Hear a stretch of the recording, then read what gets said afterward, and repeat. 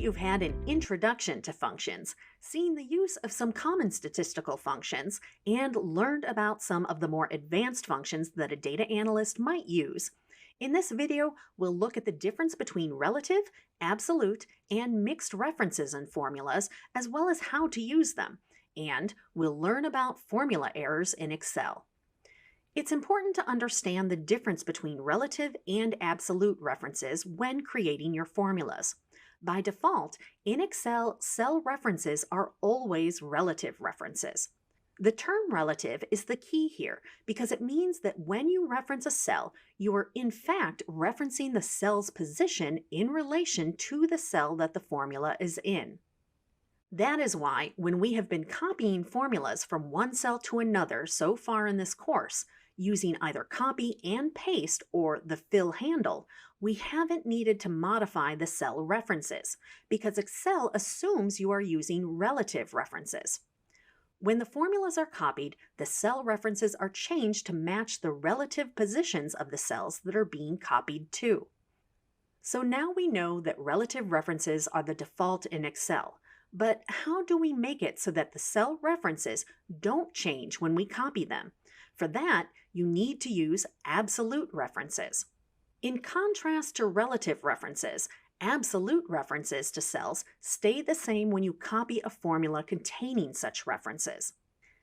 Lastly, there may also be some instances where you only want one of the cell reference identifiers to be absolute and the other one to be relative.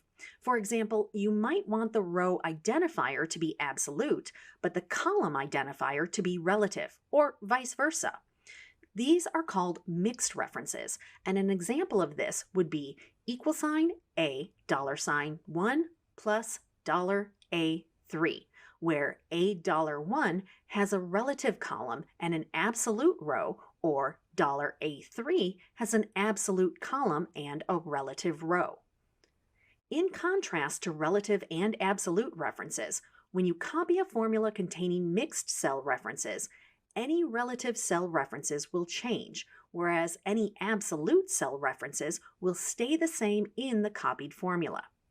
First, let's look at an example of using relative references in a formula. For example, if we enter the formula equals A1 plus A3 in cell 4, note the blue and red highlighted cells in A1 and A3. These denote the cells being relatively referenced in the formula. If we copy the formula to the cell directly below using the fill handle, we can see that the result changes. And if we look at the copied formula, you can see that the blue and red cell references have changed relative to their position on the worksheet. The formula has been changed to equals A2 plus A4 in the copied formula. That is, each cell reference has moved one cell down. And if we copy and paste the formula to C7, you can see that the result also changes. And again, we can see that the blue and red cell references in the copied formula have changed. Now, let's look at an example of how to use absolute references in a formula. All you need to do to make a cell reference absolute is put a $sign in front of the column and or row identifiers in the formula. For example, if we enter the formula equals $sign A $1 plus sign $A $3 in cell E4, note the blue and red highlighted cells in A1 and A3. These denote the cells being absolutely referenced in the formula. When we copy the formula using the fill handle, you can see that the result stays the same this time. And if we look at the copied formula, you can see that the blue and red cell references haven't changed. The formula is still $A $1 plus $A $3 in the copied formula. That is, the cell references haven't changed.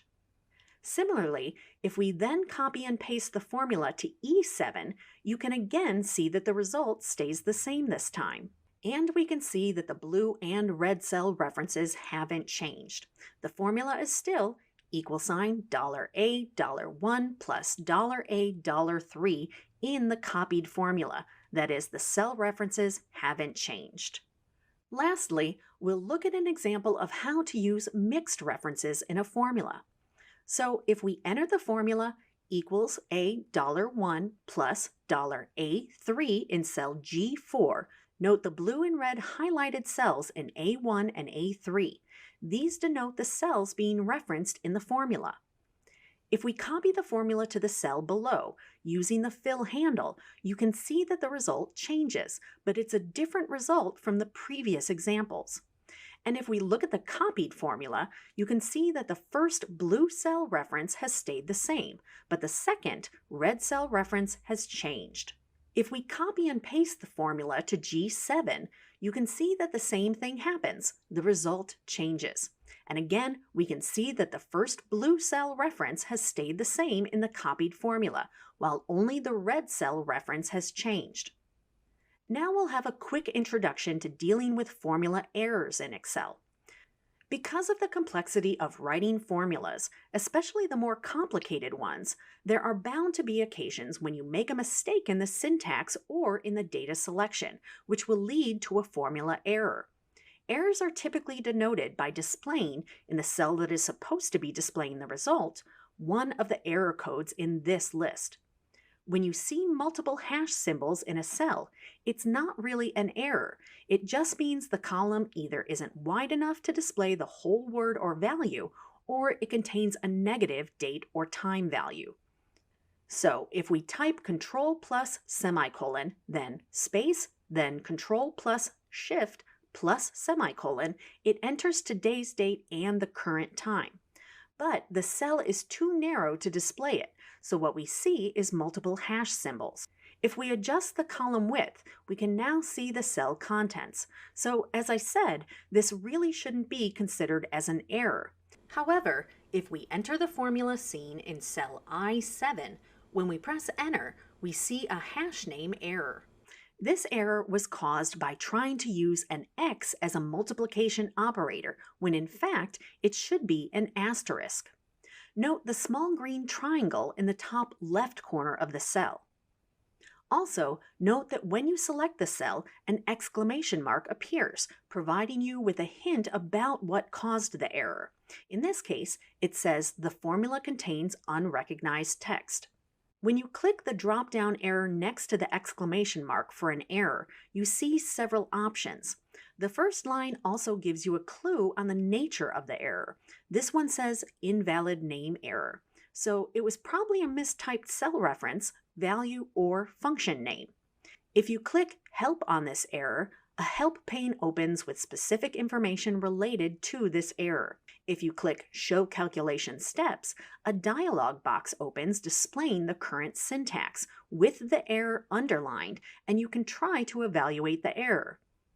If you are certain the error is incorrect, you can choose Ignore Error. And if you want to edit the formula, click Edit in Formula Bar, and the cursor will be focused in the formula bar so that you can try and correct the formula error. If you click Error Checking Options, the Excel Options dialog box is opened at the section related to error checking rules, and you can modify these options to suit your needs. Each of the errors you make, which generate one of the error codes listed at the start of this video, will have a different reason and a different solution. For more information on each of these errors and typical solutions, visit the link provided. In this video, we learned about referencing data in formulas, specifically differentiating between relative, absolute, and mixed references, and how to use them. And we learned about formula errors in Excel.